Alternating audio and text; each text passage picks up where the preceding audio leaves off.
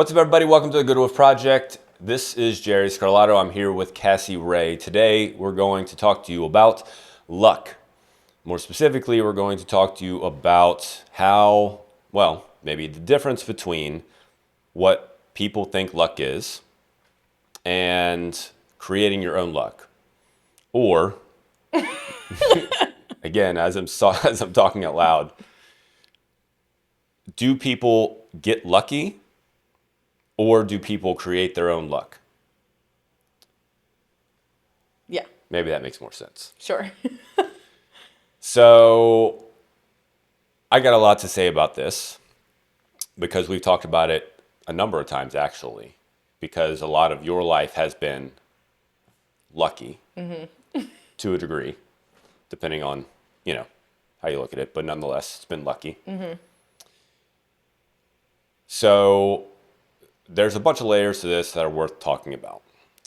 But I like where you're starting with this, and that is the definition of luck. Because unless we understand what luck is, then we can't really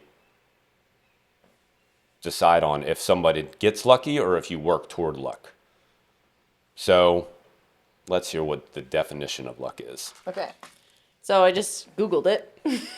What's the Google machine The say? Google machine says luck is success or failure apparently brought by chance rather than through one's own actions.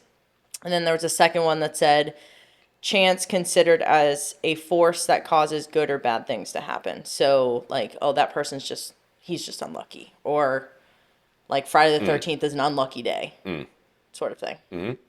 So they kind of mean the same, but I think the first one being success or failure apparently brought on by chance, meaning...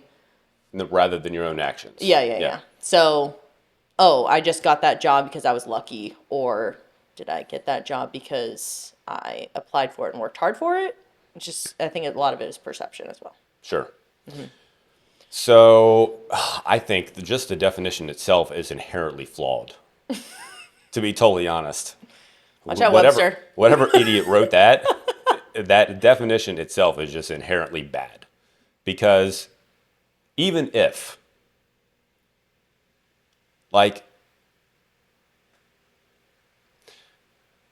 so the way that I think of, someone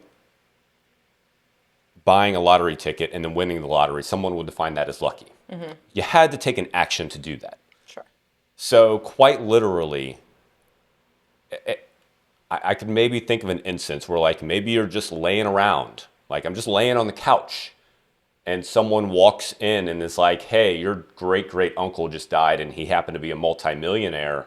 I guess that's mostly what that would define. It's that kind of thing that would have to happen in order to meet that definition. Right. I guess you could. Do you see what I'm saying? Yeah. Just the lottery ticket thing though, I just pictured in order for that to be lucky, you'd have to be walking and the lottery ticket just is blowing in the wind and smack you in the face. And then you grabbed it, which still technically would be an action. Yeah. But you had to hang on to it. That would be Yeah. So the definition of itself coming from the Google machine is inherently bad. Sure. Because quite literally, if we took the definition by word, by literally what it said, the number of people in the world that would be lucky is quite literally 0.00001%. Right. So what's the first thing you think of by chance? I think if you take out the back end of that, success or failure apparently brought on by chance. And that's it. That's it. That's it. So what would be an example of would you see someone to be lucky or something lucky happening? Well, I think the important part there is apparently brought on by chance. Okay, so they're perceiving it as... Either they're perceiving it, it's usually the world that's perceiving it as chance. And I think a lot of people perceive maybe their own luck as chance as well. I think it's that word that is important because people don't look at the apparent part of it, or the part that they are visible to, which I think is a good opportunity to come to your story and how you have it. I remember vividly, it was one of the first conversations that we had. You're yeah, I just feel like everywhere I went, I just happened to be able to get jobs, and it wasn't a problem. And then I'd move somewhere else 2 days later, and then I'd get another job, and then 3 days later I'd move somewhere else, and I'd get another job. So I think that you felt like you were lucky because you were going to these places, and you're like, yeah, just everywhere I went, it felt like I could get a job. Yeah. So, like, tell me your perception of that Now. up until then. Okay. Up until then, has it changed? I think that it's changed. Yeah. just No, from our I mean, the conversations. more we've talked about it, and even just you saying it that way, I just had no self-confidence in myself. So instead of perceiving it as like, oh, I applied for that job and I got that job because I'm qualified and I'm really good at my job, I was just like, oh, they happen to need someone in that bind and I fell into their lap. Like, but even then, action, like, had to look up the job description. And so I think Middle Tennessee is a great example. So I moved to Tennessee without a job. And at first I was doing personal training at a couple different places.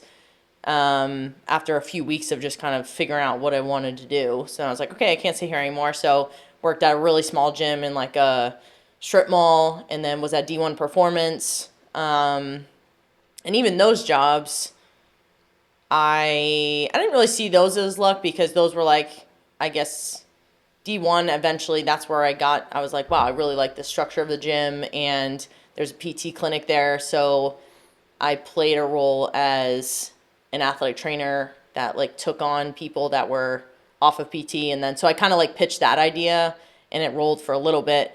But then the job at Middle Tennessee got posted in, I want to say like September, which is pretty late for an athletic training job, especially at a big school like that. Yeah, generally it would be July. Yeah. I would So imagine. the fact that it got posted, I felt that was lucky, because we had moved there and most of the jobs at those schools had already kind of been filled, because August school already starts. So that was probably the biggest one that I felt like I was like, dang, that's lucky that fell. Most people already had a job at that point. I just happened to be literally living in a couple towns over of Middle Tennessee. So I would say outside of that one, and again, I still had to apply, still had to, like, they weren't just gonna like, we got to fill this position. So, and there were, Sure. other people applying for it. But yeah, I think our main reason I always said I got lucky was because I just didn't have confidence in what I was doing. You didn't believe that you were worth these people taking a 100%. chance on you. Sure. Right. Yeah. Yeah. So then you just felt like you got lucky because they just happened to pick you. Right. Like, they just happened to pick me because they needed someone badly enough. Yeah. They needed the worst.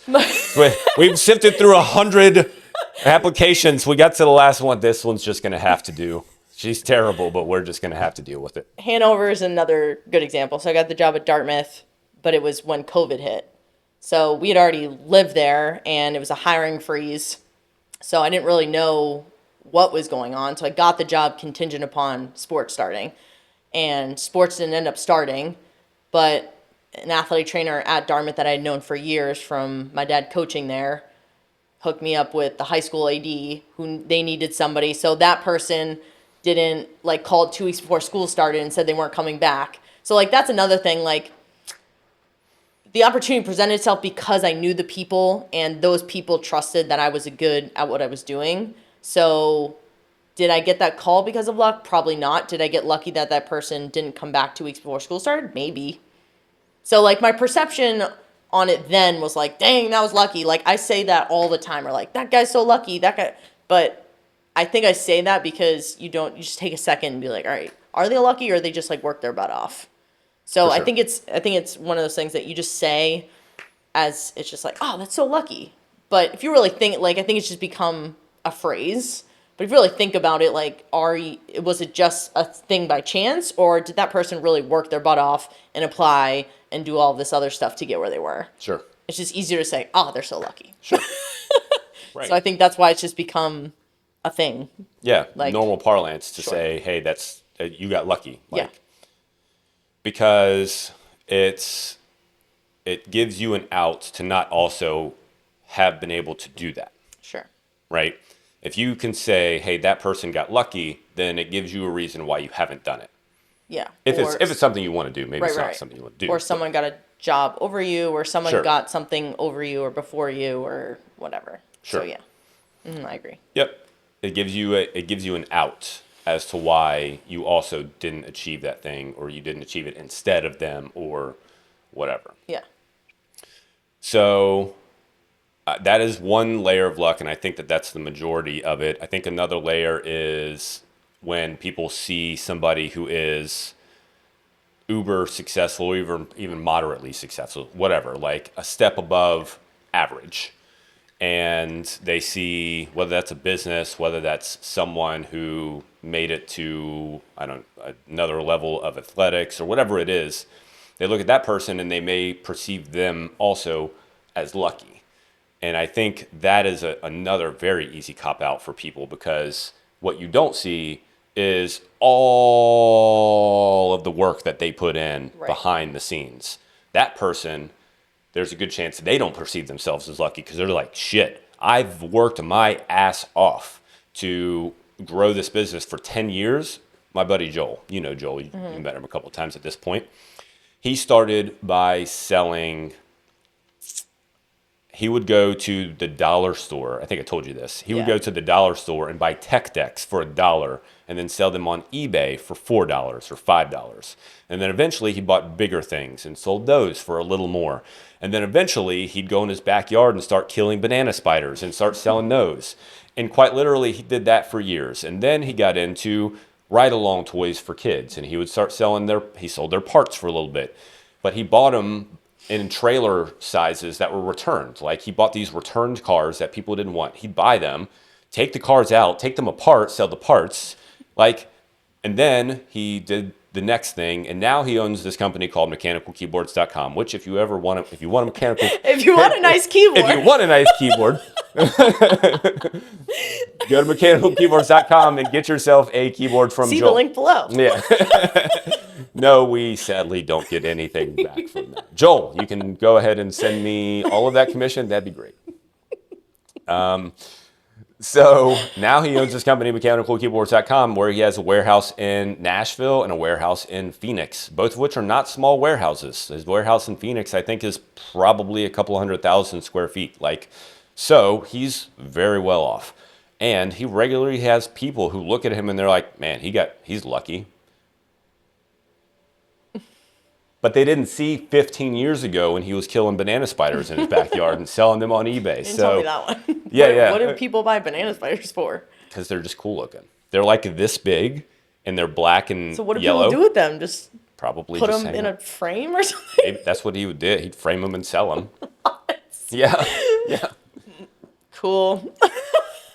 That is wild. I mean, that's what I'm saying. But Untapped markets. He's all you about just the don't untapped know markets. until you try. So people say, and there's many instances like him in business especially, where people are like, man, that guy's lucky. Like, that guy got real lucky. But they don't see the 10 years of work and sweat and sacrifice. And Joel moved 5 times in that amount of time trying to get the right place for his business. And he lived with his parents, with his family for about 3 years, and this, that, and other thing. Like, you don't see that. You just look at a person in an instant and you go, man, that person got lucky. Like, that just, again, it's an out for you to not be in the same place, because you're not the kind of person that's willing to put in the effort to actually get there. So, but I'm curious, and you talked a little bit about it anyway, how your perception has changed about how you came about getting the jobs and all of that. Yeah. Like, how do you feel like how do you look at it now? Well, yeah, when I look back on it now, I see, well, a lot of the jobs, so I give the Hanover and the Middle Tennessee job examples, but the other ones I just created because at the time I felt that was the best fit for me, I guess. But most of the jobs, if not all of the jobs that I've gotten, are through and I work in athletics, so I think networking is a huge piece of, I mean, you could say that about anything really. I didn't just show up at a place and was like, hey, are you happen to be looking for somebody that fits exactly what I do? And they're like, yeah. And like, so there's definitely a level of the effort that I put in, I think, leading up to each of those jobs. So the reputation that I set for myself as a hard worker and as an athletic trainer, as a personal trainer, whatever, those all were actionable. And the relationships that I created just built me a solid foundation for finding those other jobs. And again, I had to go out and find them. But even though I applied for those jobs, like the Middle Tennessee one, I still needed the credentials and all that work I put in, the references that they called, and all of those people that talked really good about how hard I work and the effort I put into the things that I do on a daily basis. Those aren't lucky things. Those are things that I actually did. So, yeah, I think just, again, falling back on, oh, I just got lucky that happened, was just because I never really saw any of the things I did as extraordinary. Unusual, yeah. Yeah. You just did them. Yes.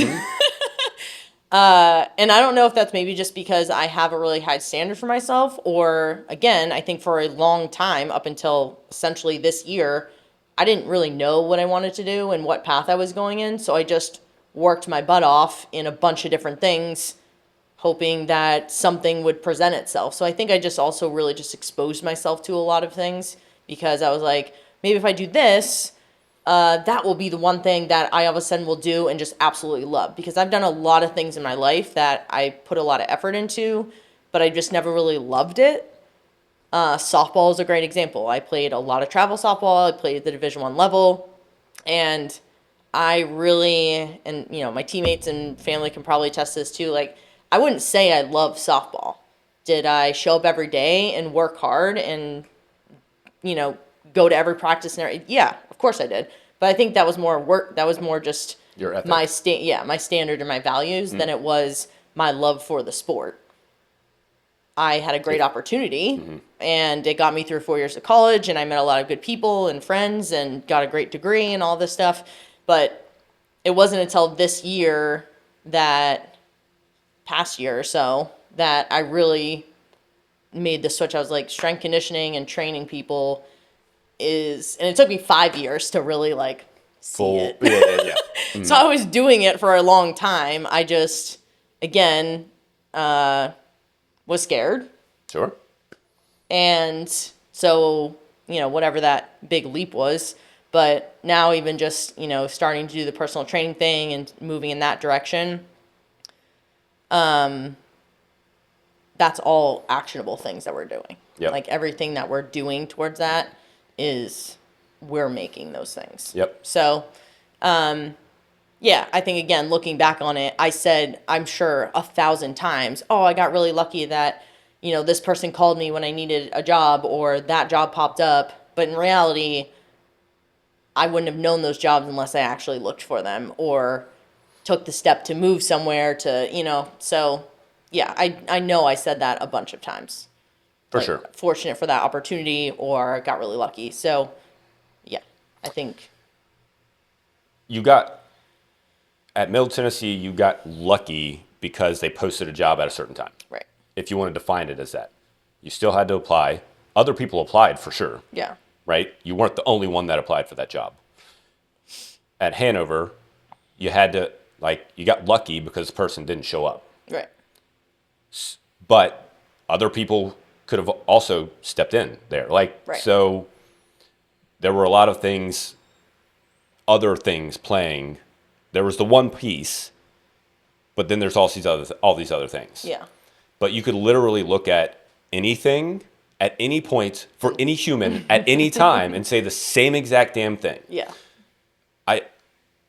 Any job that has been posted that you have gotten, any business that you started and you got your first customer, anything, ever, always, you could say the same thing, because the right person just happened to walk in front of you at the right time and want to buy your thing. The right job just happened to scroll across Indeed.com at the right time, and you got lucky. So I'm just reiterating the point because I think many people let themselves, and you didn't do this, but I might have. I don't even know what you're going to say, but I probably did. well, maybe in a different kind of way.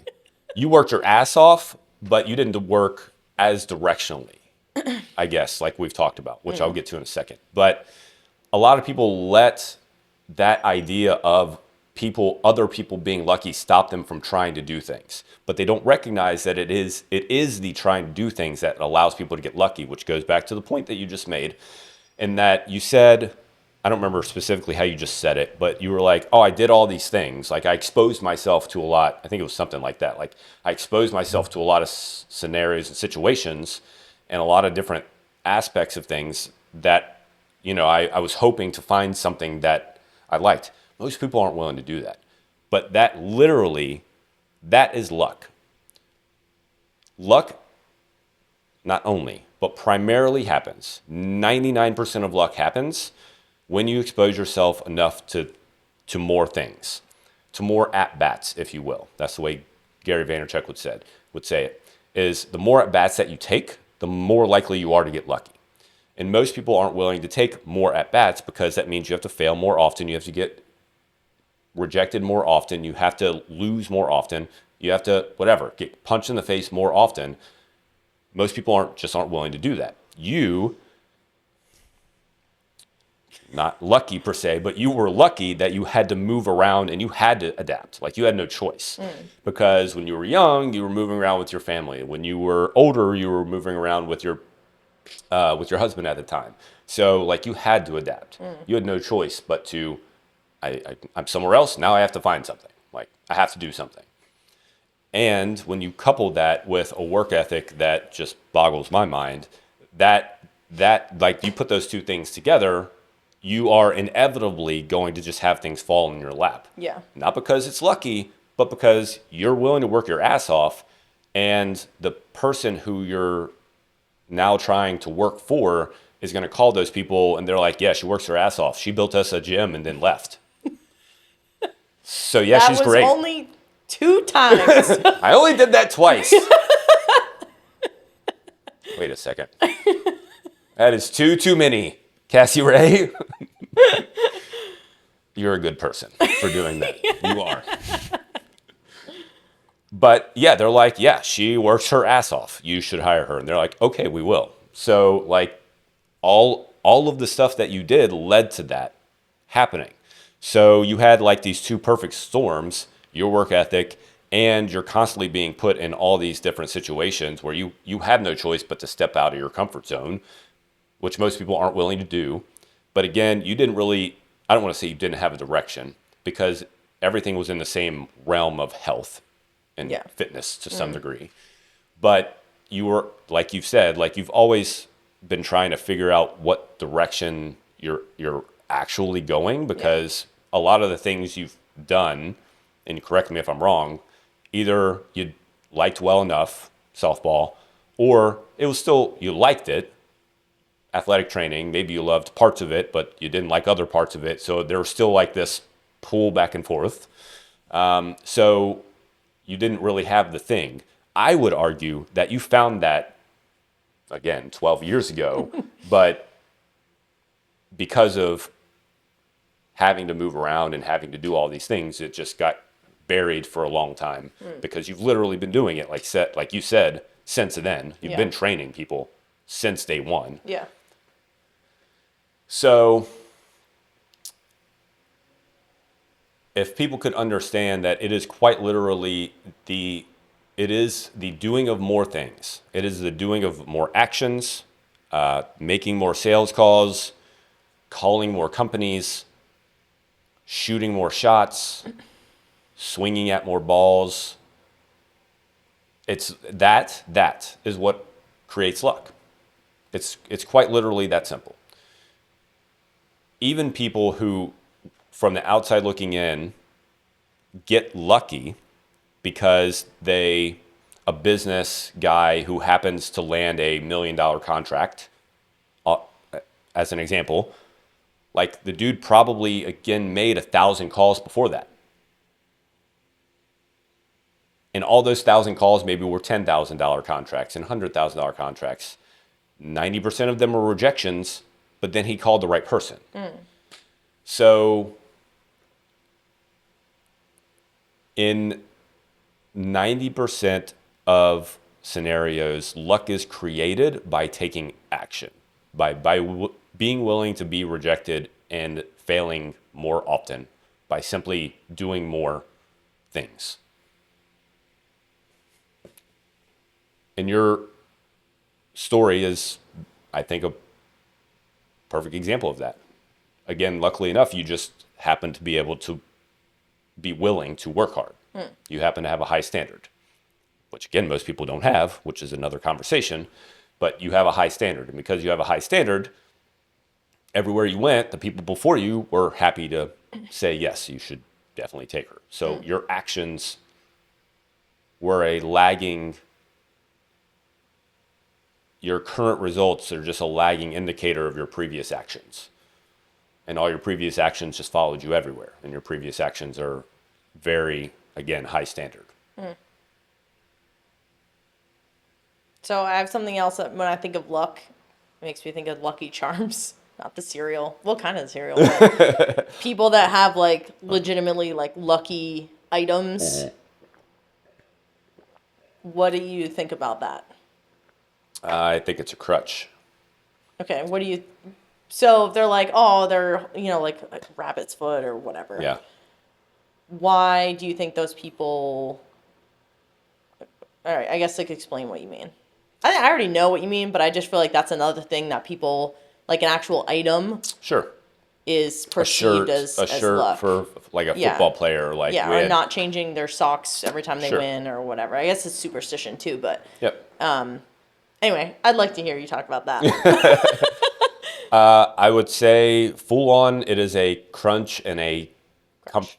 Captain Crunch. Captain Crunch. Since we're talking about cereals, it is a crutch because when that thing disappears or is not available, then supposedly your luck has run out, right? So I when I was in high school and college, did I have the same shirt in college? I wore the same shirt, definitely at least in high school, may have been in college too. I wore the same shirt under my shoulder pads for games, every game. I don't remember if I did every game.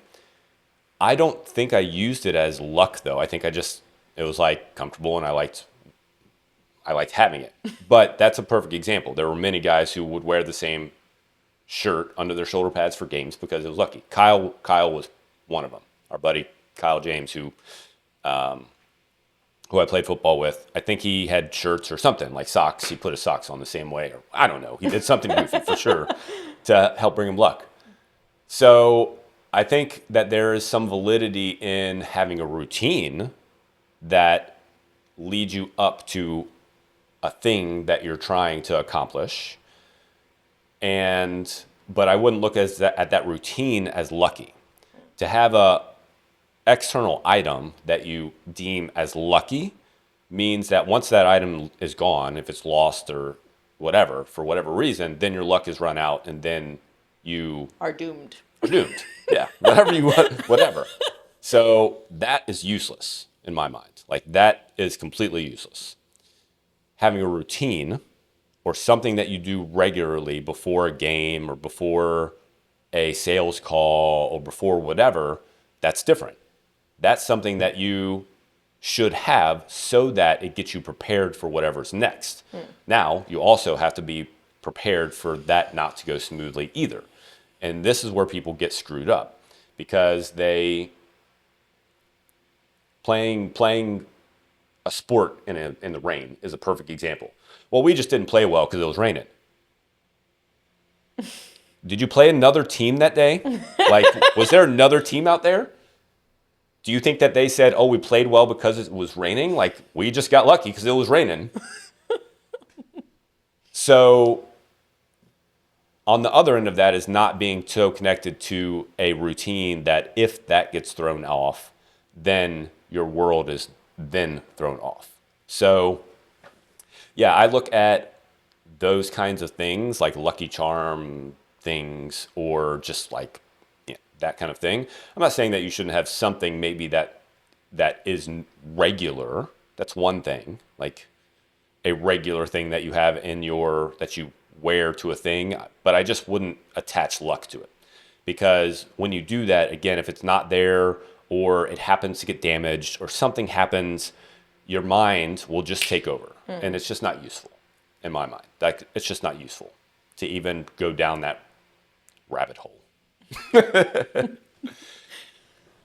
the routine thing, I think is a useful thing. Sure. Again, but without being attached to, I have to do this perfectly every time. Otherwise, my outcome is not going to be, my performance isn't going to be great. Right. Yeah. No, I agree. I think routines, because again, a lot of athletes that I've worked with, or they had to get their left ankle taped before their right and all this stuff. And if they believe in that, that's great. But then, like you said, if they end up losing, if they're blaming because they, did the routine wrong, or they're blaming it because, someone else handed their shirt, if the right hand instead of the left hand, they're probably just like you, going back to what you said at the beginning of Crush, they're not actually looking at what the real reason they lost was, or they're blaming uncontrollable things, like you said, the rain. So I think it is more of a mental thing. If that helps you prepare and mentally prepare, then yeah, it's like listening to the same song before you got out on the field, or if you're out on the field warming up, listening to the same playlist sort of thing. But the piece that I think, again, you're saying is they're missing actually looking at what happened. They're just looking at that routine as, oh, it's the magic routine. Well, if you won, it's probably because you're really good, or you did all of these other things, which is also taking away from your work and your team. If you're on a team, your teammates' hard work, and you're just saying, oh, because I put this sock on. So it's kind of like diminishing the work that you put in, almost. Yeah. In a way. Again, if it's a failure, then you're probably just avoiding why you failed and how you can get better from it. But if it's a win, you're probably like, I knew putting that sock on again would be a win. Like, if that's the only thing you're looking at for why you won, or for why you got a job, or for why you did whatever, you're not giving yourself enough credit. Which, again, great full circle, 100% what I did, I think. Or maybe 99%. Yeah. Because I was constantly saying, I got lucky, that fell in my lap, all this stuff. And if I really think back on it now in retrospect, obviously at the time I was saying that all the time, but most of that, if not all of those things, happened because of previous networks, experiences, things that I did. So. Yep. Yeah. Yeah, for sure. So yeah. It just comes down to go down, go out, do things, take a lot of at-bats, be prepared to fail a lot, be prepared to get rejected, and then, to your point, believe that if your work is good, believe that your work is good. If your standards aren't high, then you need to fix your standards and you need to do something about that. And I would argue that a lot of people need to do that, to be totally honest. And I would argue the first place to start when it comes to that is your health. Like, when it comes to fixing your standards. That's another conversation for another day. But when you're just to put a bow on it, when you look at somebody and you say that person got lucky, that person probably worked their ass off and they worked harder than you. And you think that you're good, but you're not as good as you think you are. And that's a hard pill to swallow, and it kind of sucks.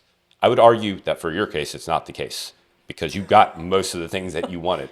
I say that, but it is freaking true. You built 2 gems for people and then left. Yeah, let me build this for you real quick. What is it? I'm going to be out of here. No, you guys keep it. I'm a giver. Hey. But for most people, most of the time, they're not as good as they think they are. They think that they should have been as equal as the other guy who applied for the job or applied for the raise or applied for the promotion or whatever, but you probably weren't. And that's just the way that it is. I would say that's the same in sports. You think that you're as good or better than Johnny over there or Sally, but you're probably not. Probably not. And if you go out and you work your ass off and you hustle and you literally, everybody's like, what the hell's going on? And people are coming up to you like during off times and they're like, I have no clue why you're not playing. Then you have proven your point, and then you can go have a conversation with somebody and say, hey, clearly I'm better than this person. Why am I not, why am I not getting the promotion, or why am I not playing more? Then you'll realize it's not about luck. It is about literally the actions that you put into it. Yeah. So don't just rely on luck, because eventually people say luck will run out. If you just create your own luck, create your own situations, then you're not constantly just relying on, I hope this works out. And you'll feel more confident about the decision you're making as well. Luck won't always be something to fall back on. Luck is great. If you get lucky with something in that 5% of the time, then that's great, but that's not most of the time. So you have to bring your own luck to yourself by just working hard. Facts. Well said. All right, there. Work hard. Be better. Don't be lazy. Go get lucky. There's a joke in there somewhere. Later.